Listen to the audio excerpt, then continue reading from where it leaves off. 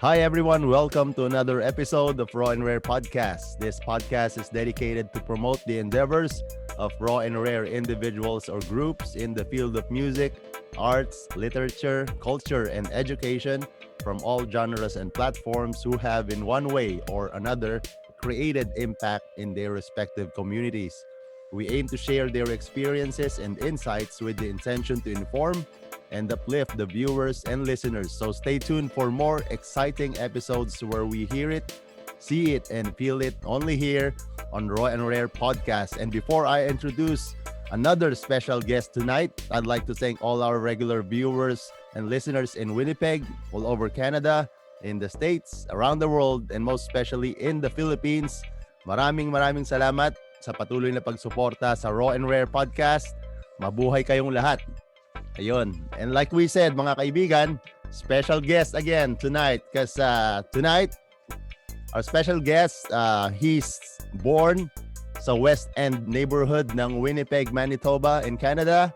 And has been residing there, ever since, In 1984, nagsimula siyang mag-aral ng Filipino, informal Filipino, the language. In 1988, nagkaroon siya ng time na magbakasyon sa Philippines for 5 months. And in 1992, he started his designing ng iba't ibang fonts ng Baybayin, which is pag-uusapan natin mamaya.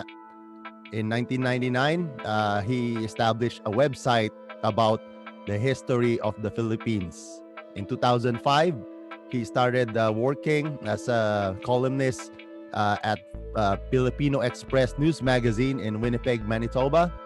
And currently, he's the associate editor for that said paper. In 2010, the Baybayin font, which we call Morrow Baybayin, which we'll talk about also later, ay ginamit na sa bagong design ng pera sa Pilipinas na ipakikita natin mamaya, At in 2016, another Baybayin font, the Morrow Baybayin, named after him, ay ginamit na rin sa bagong design ng Philippine passport. Amazing, And currently, like we said, he's our guest tonight. He's been so active, and very involved sa mga Filipino activities here in Winnipeg as well as beyond, kasi he even got to a point na he studied the language and even developed our system of writing, our early literature in the Philippines, which is the Baybayin. In 2000, from 1990 to 2000, nagtrabaho po siya sa CKJS 810 Radio bilang production engineer. And in 2000 to 2007, he was a crew member sa sound department for TV and the film industry here in Canada. In 2005 to present, he's working at Filipino Express. And until now, he's also a sound editor and in TV and the film. Like we said, he's been so involved in the Filipino community. He was founding member of the band na kilala natin, ang bandang LSE, dito sa Winnipeg. He's the founding member of that band in 2013. And since 2018 to present, he's been gigging with one of the most prolific instrumentalist musician here in Winnipeg, Mr. Rafi Swap One, and pag-uusapan natin lahat mamaya. Alright, without further ado mga kaibigan, all the way from Winnipeg, Manitoba, sa mga kababayan natin, let's all welcome to the show, Mr. Paul Morrow. Kamusta, Paul? Ayos lang. Ayos lang, wow. Medyo nervous. Hey Paul, batiin naman natin yung ating mga viewers and listeners sa Winnipeg, Canada, and sa Philippines. Okay. Hi, kumusta kayo dyan? Salamat, Julie, sa pag-imbita sa akin. At magandang hapon, araw, gabi, maski anong oras dyan sa inyo, sa buong mundo. Yeah. Alam ko, marami nang nanonood sa podcast mo. Hopefully, and thank you so much, Paul. Mga kaibigan, Mr. Paul Morrow here ay makakausap po natin tonight para, yun nga, nabanggit nga natin earlier, kung nakikita natin yung mga passports natin, you know, way back when, siguro nung hindi pa tayo mga Canadian citizens, you know, when we got here to Canada, you know, we didn't really pay so much attention with our passports, you know, especially me too. Like I just learned na si Paul Morrow pala, mga kaibigan, ang nagdisenyo ng mga Baybayin fonts na makikita natin sa Philippine passports natin. Pag-uusapan natin yan mamaya. And kahit sa mga money bills natin, no, sa Pilipinas, siya rin po ang nagdisenyo nito. No, a little is known about that. But tonight, tatanungin natin si Paul. No, he will talk about all these stuff. But before anything else, Paul, let's start with you had a stint at the is this at the University of Wisconsin? Isang workshop lang yan eh. Isang Okay. weekend lang yan. Yeah. Can you tell us some stories about that workshop? Kinumbida ako doon para magbigay ng workshop tungkol sa Baybayin. That was the Filipino-American Students Organization, FASO, doon, Yeah. 2011. So it was just a one-time thing. So Okay. gumawa ako ng presentation na 2 oras na pinaliwanag ko yung kasaysayan at saka yung kung paano magsulat ng Baybayin. Wow. So, Yeah. So it was masaya. It's a Yeah. good time. Yeah. So Paul, when did nasabi nga natin kanina, no? What ano ba ang nagtulak sa para pag-aralan ang Baybayin? Well, nung mid-1980s, nag-aaral ko ng mag-isa ng Tagalog. Mhm. At nung una, nagulat ako sa Filipino dahil akala ko nung naririnig ko ang mga taong nagsasalita, akala ko siyempre mahirap siguro yung sulat nila dahil siguro parang Chinese o parang Vietnamese, mahirap basahin. Aha. So nakakita ako ng isang diksyonaryo isang araw and nagulat ako. So, it's like Roman letters. Kaya kong basahin to. Yeah. So doon nag-umpisa ang Tagalog. Sabi ko, okay, kaya kong pag-aralan to. Mhm. So doon nag-umpisa. So habang nag-aaral ako, siyempre bumili ako ng mga diksyonaryo. May isang libro ako na para sa estudyante, yung intermediate readings in Tagalog. Yes. May isang artikulo doon na sinulat ni Lope Casantos. Okay. At tungkol sa ano bang pamagat? Katutubong alfabeto. Yan ang pamagat. Ang katutubong alfabeto. So, and I thought, meron pala. So, Okay. ano ba to? Walang nagbumanggit sa akin na may sulat talaga ang mga Pilipino. Yeah. So, tinala ko yung libro sa lahat ng kaibigan ko. Alam mo ba ito? Katutubong alfabeto? Ano ba yan? Yes. Mga kaibigan ko. 1980s to. Hindi ganyan Yeah. ka-popular ang Baybayin. Yeah, Baybayin, yes. So, karamihan sa kanila, it's like, ewan ko, ano ba yan? So doon nag-umpisa. So, I wanna know more. So, hinanap ko yung mga kung sinong umuwi or may kakilala kong mga teacher noon. Sabi ko, meron ba kayong lumang textbook na may ganito? Yeah. And so doon nag-umpisa. Sabi niya, okay, baka may sabi niya, I think siguro may lumang magazine ako. So doon nag-umpisa, binigyan ako ng mga basic articles. Okay. And then ni-research ko sa, siyempre Manitoba noon, kahit ngayon, halos walang information doon. Pero may nakita akong mga libro ni translation ni Quirino, early 1600s. And then, after that, just lahat, kahit anong scrap. Tsaka dati maraming mali. Kasi, Okay, yeah. so, and then mula doon, yeah, I just scouring, photocopying like crazy. Yeah. Hindi ako estudyante noon, pero pumunta ako sa University of Manitoba Library at photocopy yung mga libro ko eh. Puro photocopy noon. Yes. Yeah, we know about Ganyang kakapal.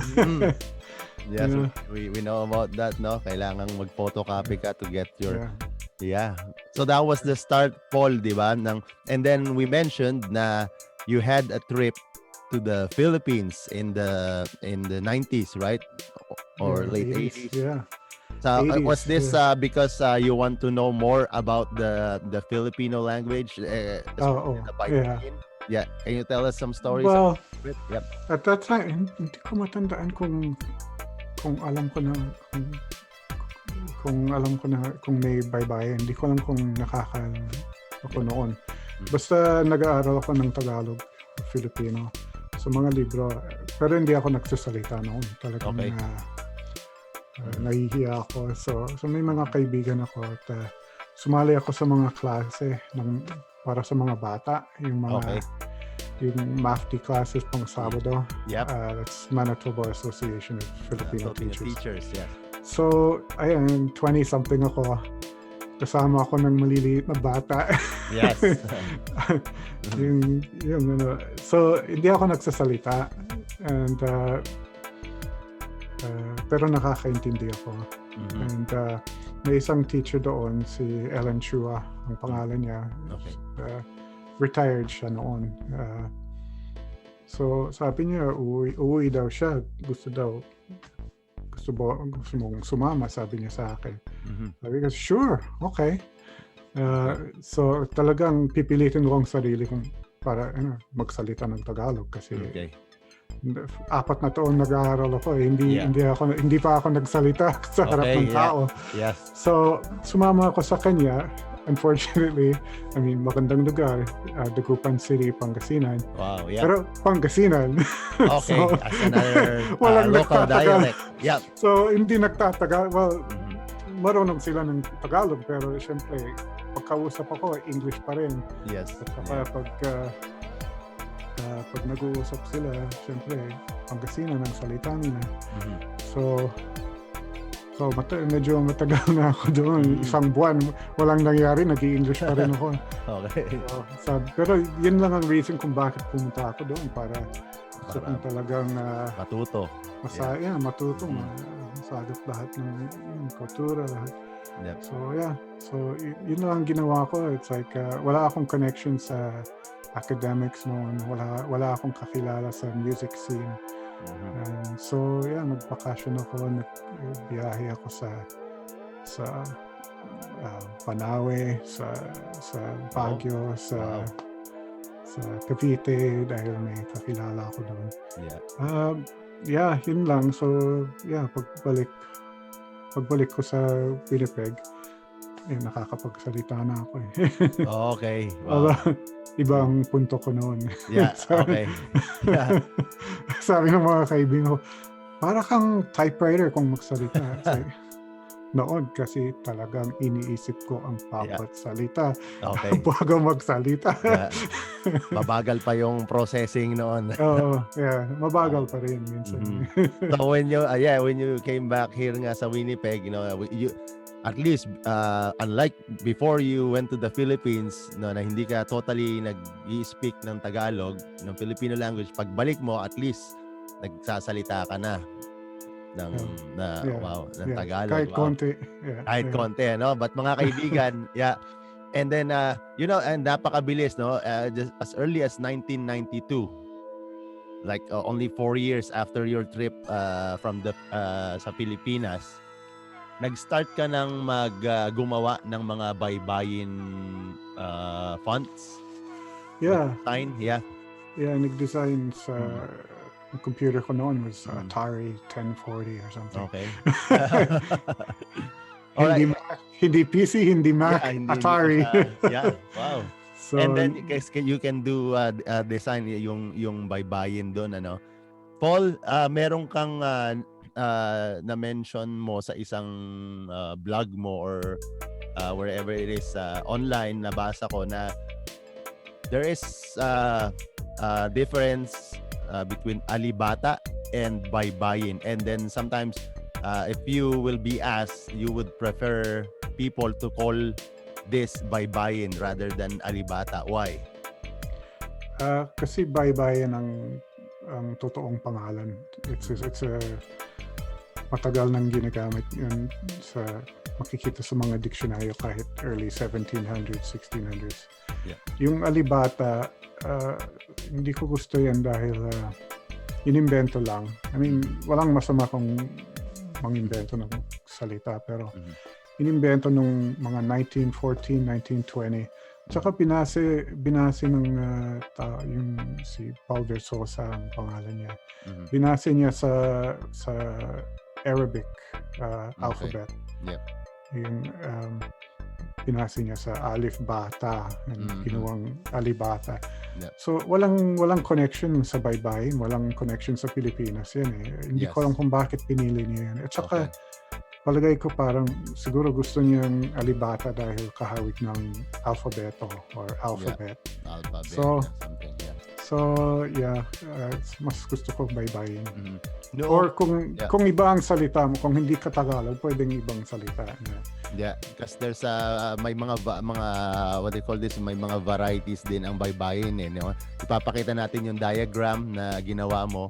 You know, like it's not only baybayin, it also applies sa mga regional areas ng Philippines, which is like sa north, no, hindi baybayin ang tawag nila doon, but it's the same kind of writing din, no? Sa Visayas meron ding mga old baybayin sila, but iba ang tawag, tama, di ba? Yeah. So Paul, may kanya-kanyang pangalan. Yes. Pero iisang sistema yan. Yes. So that's a whole writing system, kumbaga, no?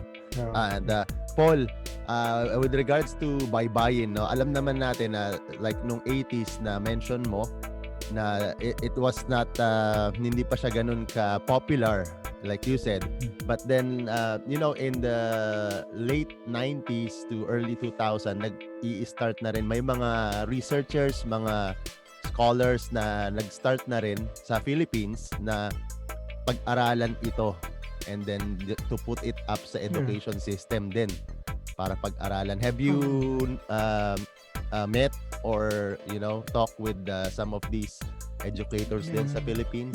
Yeah, on actually mas marami sa US. Meron din. I mean, sa totoo lang, hindi ako, sa online maaga ako 1999, mid-90s, at saka sa 80s nag-aaral ako. Pero syempre may mga Pilipino at ibang lahi, pinag-aaralan din nila ito. Yes. Noon pa, centuries. Okay. Maski si Jose Rizal, marunong din siya sa baybayin. Yeah. Of course. Yeah. So ako hindi ko inipisa ito. Hindi ako nagsimula. Pero I'm an early one there. Yeah. But yeah, there's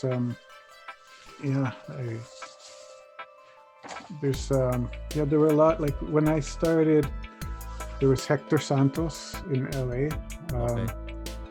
Yeah, nakilala ko siya sa dyaryo. May kopya kami ng isang Filipino newspaper galing sa Chicago. May article doon. This is 1994. But si Hector Santos gumawa ng fonts. And I was like, fonts? So, ginawa ko what do you call it? When you call it, you can call 555-1212 for information. Tumawag ako sa Los Angeles. I said, can I have a Hector Santos? And it's like, which city? I don't know. So, ilang beses ko hanggang nakuha ko siya. Wow. Doon nag-umpisa. Siguro siyang unang 194 lumabas ang fonts niya. Okay. Pero ako 92, pero hanggang disket lang, hindi sikat. So halos magkasabay kami sa computer field anyways. Okay. And of course, ang kinukwento lang ang North America. Siyempre sa Pilipinas may mga academics na, pero hindi masyadong focus noon sa baybayin doon. Pero meron din. So dun nakilala ko si Hector Santos sa mga doon, may ibang mga artists like Ray Hagisan. So si Hector, wala pang internet noon. So nagsusulatan lang kami. Tsaka may newsletter siya. So nag-contribute din ako sa kanyang sulat sa tanso. Pero namatay siya a few years ago. So okay.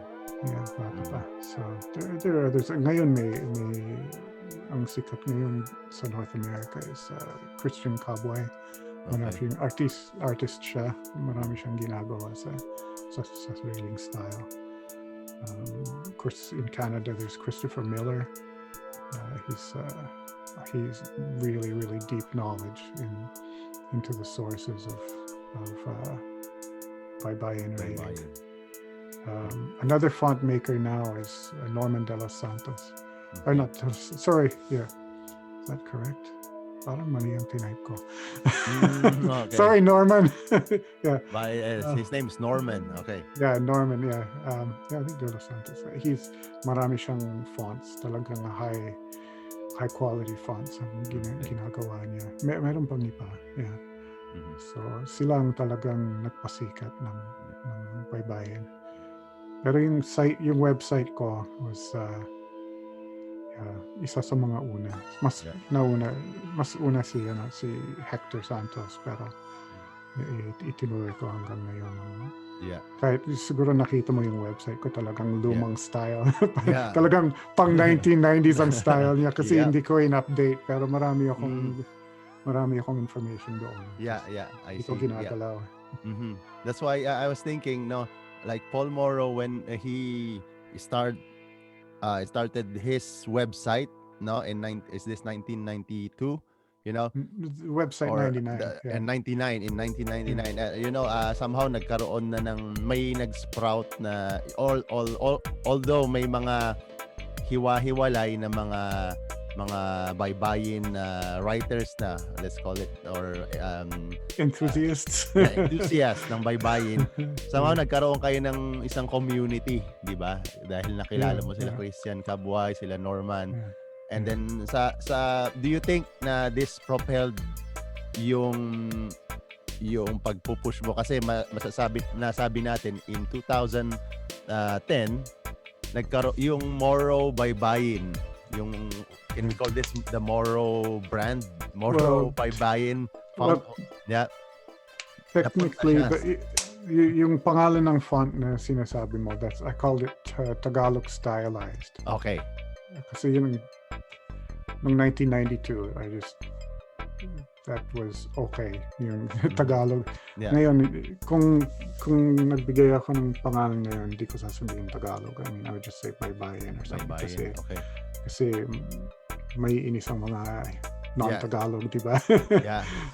Malaking issue. Pero, yeah. But I mean, yung point sa font na yan was, nung ginawa ko ng 92, was gumawa ng parang standard style font, parang Arial or Times New Roman. Gusto kong gawin yan para sa computer noon.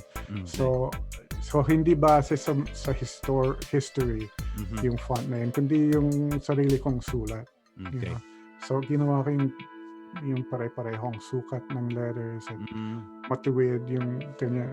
So ang pangalan nun is the Tagalog stylized. Made by Morrow, so it's not really the Morrow font. Yeah, or probably in the future it might, because you're developing it. Well, I'm just saying. Yung mga nakakaalam, alam nila kung anong font ko. Yeah, because yeah, tama. Dahil mga kaibigan, nung minsan, the first time I met Paul Morrow here is sa isang small gig, tugtugan sa sa isang gig venue dito at Gmails, if you could still remember, 2013 pa, na nakita na, and then binasa, meron akong baybayin tattoo, and then nababasa mo siya. And then I was amazed, no? Kasi ano to, bakit puti siya pero alam niyang basahin yung Baybayin. Na-amaze ako. And then I just learned from some friends that, that's Paul Morrow, no? He's a Baybayin enthusiast. He could read, Baybayin and could speak Tagalog as well. That's why, and then I came to see him, and he's also an accomplished bass player, mga kaibigan, no? We'll talk about it later on, and so Baybayin. And then I'm just curious about this, Paul. Yan nga, I was asking you about the Tagalog stylized font na dinesign mo. Ginamit na siyang bagong disenyo sa isang paper bill sa Pilipinas. Sa lahat ng... Well, it's a mystery to me too. It's some kinommission ka ba ng government to do this, or how did it work? No, it was just lumabas sa balita, at saka I think siguro si Christian Cowboy ang nag-post siya sa blog niya. It says, hey, there's Baybayin on the new design, and it's Paul Morrow's font. Okay. Oh, talaga? And so we looked at it.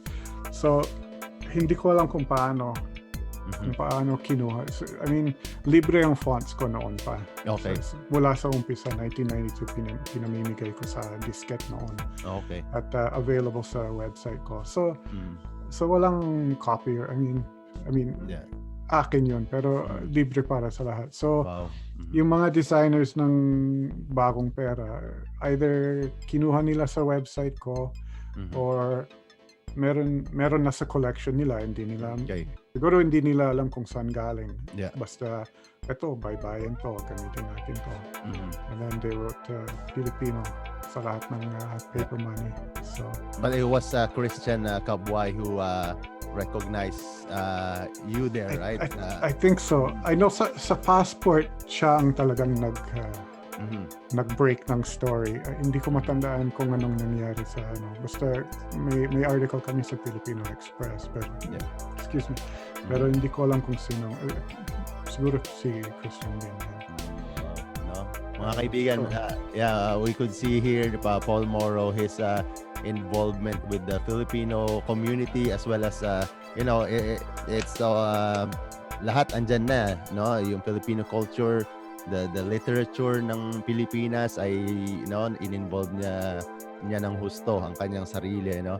Paul, may tanong ako, bakit with all this, the Baybayin enthusiast ka, then you've been involved with the Filipino Express paper and everything, learning Tagalog and all these stuff, you play in with a Filipino band, what's with you having interest in the Filipino community? Mga viewers, what made you become interested sa mga Pinoy and the culture? I don't know. It's like sa umpisa nung 80s, it was like just curious lang ako. That hindi, I mean, lumalaki ang komunidad dito sa Winnipeg. Pero noon ko konti lang. So nakita ko sa high school, and I thought, it's like, curious lang ako. Tsaka syempre maganda ang mga babae. So of course, yes. And then, well, I guess ang umpisa is yung kapitbahay namin. May bagong kapitbahay kami nung early 80s. Tsaka marami silang, apat ang anak nila, apat na lalaki. Okay. At maliliit sila, naglaro sa madalas naglaro sila sa yard namin, sa yard nila. And so unti-unti na natutunan ko, like tinuruan ako ng ibang salita. It's like, or I would ask, it's like, why do you keep calling each other Guya? What's Guya? And then may nagpaliwan, no, it's Kuya, not Guya. Oh, okay. Kasi lumaki sila dito. And lumalaki. Maliit pa sila, no? Wow. And then from there, it was like, kumain na tayo. Or gutom ka na ba? And so, so doon. And then mula noon, I guess simply dahil nagsasalita ako ng Tagalog, parang nasakin ako. Siyempre, curious ang mga tao. So, I guess one thing leads to another because I was nung galing ako sa Pilipinas, 1988, pagbalik ko, wala akong trabaho, nakahanap ako ng trabaho. Okay. Eventually, may nagkwento sa akin, may opening sa CKJS, and they have a Filipino show, and kahit noon, I was into sound. Mula nung maliit ako, talagang mahilig ako sa tape recorders and microphones at gano'n. Sabi nila, you know about sound, you know about Tagalog, why don't you go apply? And I guess that's the reason, really, because kung hindi ako pumasok sa CKJS, siguro wala. Siguro hindi ganito ako ngayon. Kasi pumasok ako, nagtrabaho ko sa CKJS, nakilala ko si Emmy Joaquin, Joe Sulit, maraming tao doon. And na-involved ako sa mga projects nila, to Cristalino. Siyempre, araw-araw, nagsasalita, nag-uusap kami sa Tagalog. And then, naging kaibigan ko. Hanggang ngayon, kaibigan ko si Emmy Joaquin. So, parang lahat ng projects niya, isinama niya ako and tumulong sa late 90s, may magazine kami. And then, pagkatapos, sinarap ang Filipino Express. So, maski kahit ibang trabaho, kahit wala na, nung umalis ako sa CKJS, I mean, meron ding Filipino Express. So, laging, and it just nangyari lang. I mean, they're just everywhere. Hindi ako type na maraming kaibigan. So yung mga kakilala ko naging like 90% Filipino. Wow, Just we can say that. So I guess yun. I guess yan ang sagot. Yung dahil sa CKJS and Emmy Joaquin. Shout out sa CKJS na mga kaibigan. CKJS 810 is the Filipino radio station here in Winnipeg, Manitoba. And meron ding online ang CKJS, di ba, na naririnig din sa Pilipinas at iba pang dako ng mundo. So kaibigan ko pa rin yan, si Chester, and then let's talk about the LSE, kasi we know there's a band here in Winnipeg, a variety band we could call it, cover band, top 40 band na napaka awesome, and in which Paul Morrow is the bass player of LSE. And then nasabi nga natin, isa siya sa mga founding member ng LSE in 2013. Paano mo binuo tong LSE with who were you with that time in 2013? So umpisa kami ni Chester. Kasi ang nangyari, like, I was in music early 80s, and then nung nag-umpisa ako sa CKJS, it was like, yan ang hanap buhay ko. Okay, tigilid na itong music. It's like, wala akong time. So, hindi ako tumugtog ng music ng matagal, like 15 years. And then, 2005, bumalik ako. I took up the bass again. It's like, parang nag-upisa ako sa zero. And, nasa CKJS ni si Chester. Wala na ako sa CKJS. Hindi kami nagkasabay doon. Pero, nandun pa rin si Emmy. So, kilala niya si Chester. And I think kinuwento niya kay Chester, my friend plays bass. Yung dating, actually si Chester siyang, at that time, he had my old job. Okay. Plus he was on air, but he also did my old job. So yeah, I think I went to one of his shows or something. May surf band siya naman. I think it's the New Wave Bandits. Yan ang isang band, and then he had another one. Sorry, Chester, hindi ko matandaan. Pero, he said to me, he just, sabi niya, jamming tayo. Sabi ko, parang beginner lang ako. I can't, kahit na. So, we jammed and then jammed more and more. Just minsan-minsan. And sabi niya, let's form a band. Why not tayo ng ibang, singers and whatever. And then so I guess hindi ko alam kung unang sumali. Pero si Jay Duot ang unang singer. I think siya ang una or kasabay, and Mel De Leon was the guitar player. Yeah.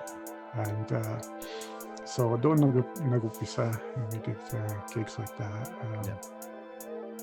Opened for some acts, like Ellie Buendia and Kenny Edgar, just things like that.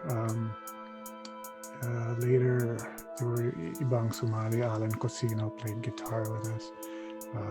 Arlene Samaniego, kumare ko ngayon.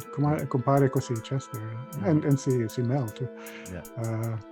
See, Arlene was with us, and then we got Nell Fontanilla, who's a good singer now. CJ, wala na sa Winnipeg, lumipat na sa BC. Chad Pantug eventually joined us. Nung una sa keyboards, ngayon sa gitara. He's amazing, that guy. And then all the way, Maui Zamora, laging he helped with sound. Pag may gig kami siya, nag-sound. Wow. Sound engineer. LSE. So, yes. So we started that. We just we did some. I think we did a unang gig was a debut or something. Kamag-anak ni Mel. wala pa kaming pangalan noon. Okay. Yung pangalan namin pinili, like, marami kaming idea sa pangalan noon. So at the time, naisip ko, how about we do it like we do a name like a acronym, like XTC or in excess. We do a name like TLC. that. Pero, TLC, but acronym that spells a word, that sounds like a word, like ecstasy is XTC. So yun ang idea ko, and pero sa Tagalog gawin natin sa Filipino, ano bang magagawa? So naisip ko LSE or LSC. Okay. So yun ang sabi ko kay Chester, what do you think? LSC. Sabi niya, di LSC na lang. Yeah, the actual word LSC. So I said, okay. Good name. So I think I first saw LSE yan nga, the time that we met at Gmails na when the first time I saw LSE as well, and then first time I saw you and you read my tattoo, the Baybayin. I was so nervous. That was I think our first real gig. It was yung para sa akin. I was super nervous talaga. Like I said, parang beginner pa rin ako. Okay, but then when you mentioned you had since inception, tuloy-tuloy marami kayong mga local gigs na tinutugtugan, no? So that's all about LSE, and currently mga kaibigan, Paul Morrow here ay frequent ano ba tawag dito? Lagi siyang nasa Raffy's Cafe. Alam natin ang Raffy's Cafe po mga kaibigan, gumagawa sila ng mga online gigs, di ba? And we will always see Paul Morrow there playing with Raffy Swap 1 since 2018 until present. Do you have current projects with Raffy Swap 1, Paul? Well, nung February 1, we did a big Eagles tribute sa Essence Event Center. Punong-puno. That was lots of work. Kasi like 30 songs. May iba, hindi ko alam kung pwedeng sabihin. Pero we're working on another one para pagkatapos ng pandemic. Ibang grupo. Dalawang grupo. Iba. Nice. Good to hear. Something's cooking. I should also mention I played with kasabay ng LSE for a time. There was Dexter Pandilio.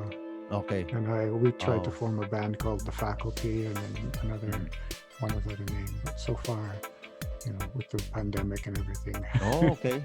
Tsaka The busy ngayon faculty. siya sa, Yeah. yeah, that was isang gig, isang gig lang Yeah. na binuha. And because of this That pandemic. was cool. Yeah. But that was cool. That was a couple of years ago now. Because it's like how do you describe the music? R&B, funk.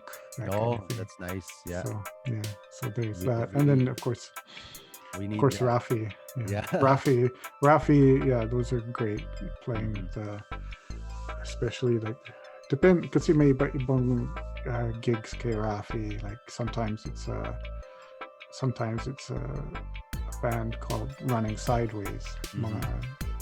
That's Paul Henderson and Bruce Moore, Norman Bonito. And other times it's the Experiment, and that's cool because it's like classic R&B and pop. We play with like Bernard Florentino is on drums, Robbie Sopervilla on guitar. He's really good. Yep. Ronaldo Trinidad lead vocals sometimes. Sama din si Louis Rosales. Yeah. So those are great gigs when we do those too. Yeah. And then you like hanging out with these musicians, right? And they like hanging out with you as well, because I learned so much from everyone I play with. And I then think pretty much everyone I play with is like it's so much further above me as musicians. I just learn from them. we all learn from everybody, right? But then mga kaibigan, si Paul Morrow po here, like na-mention natin, isang accomplished bass player po. He's so well versed sa 6-string bass as well, mga kaibigan. You still use 6-string bass guitar, right? Most of the time. Yeah, and I played that at one gig at Rafi's. I borrowed it from you. If you could still remember, just that one short jam, and then it was good. And then but I can't play it though, really. It's just kapalang. But then and alam ko maiksi ang oras natin, no? But if you have further questions about Paul Morrow's study, about the Baybayin script, his work at the Filipino Express as associate editor, as well as his current musical projects. You can always reach him through his Facebook, and you have Twitter or. I've never used it. Not really, right? Hindi ko ginagamit ang Twitter. Okay, yeah. Ganun din ang Instagram. May Instagram din ako, pero hindi ko ginagamit eh. Yeah. So the best way is through Messenger, I guess. Yeah. So, Facebook. And you have a fan page as well, right? All the stuff you want to know more about Paul Morrow is on his Paul Morrow page on. Yeah, I think it's just called Paul Morrow Author. Okay. Yung sarili kong, yung regular Paul Morrow. Yeah. Mas madalas ako sa personal page. And then you could we can all see there yung mga pinag-usapan natin kanina, which is yung Baybayin on the Philippine money, on the Philippine passport, no, all these stuff na contribute ni Paul Morrow sa larangan ng Philippine literature, And maraming salamat Paul Morrow sa mga efforts mo. Sandali lang. Sure. Dapat sabihin ko yung font ko sa passport, baka may magrereklamo kasi yung font is actually a design based on an old book, lumang book. Pero ako ang nag-design ng font. Yeah. Pero may mga shapes dyan na alam ng iba na talagang font ko, pero it's a replica of a typeface from long ago. So, baka sasabihin na ba, hindi kanyang design yun eh. But, no, you've been recognized as such, right? Yeah, it's under yours. Your name, right? Mga kaibigan, Paul Morrow, and like we said, we have to let you go for now. Okay. But I want to see you live next time, we'll jam at Rafi's Cafe probably, when okay na. But Paul, maraming salamat for your time tonight, Salamat, Julius. Yeah, Paul, any message sa lahat ng mga viewers natin before we wrap this up? Just stay strong. Mag-ingat kayong lahat. We'll get through this pandemic. Yep. Mabuhay kayong lahat. Yes. Mabuhay ka. Maniwala kayo sa science, hindi sa chismis. Yes. Yes, stay safe out there. Thank you so much. Maraming salamat, Paul Morrow. Okay, thank you. And we'll all see you on the next episode of Raw and Rare Podcast. Maraming salamat.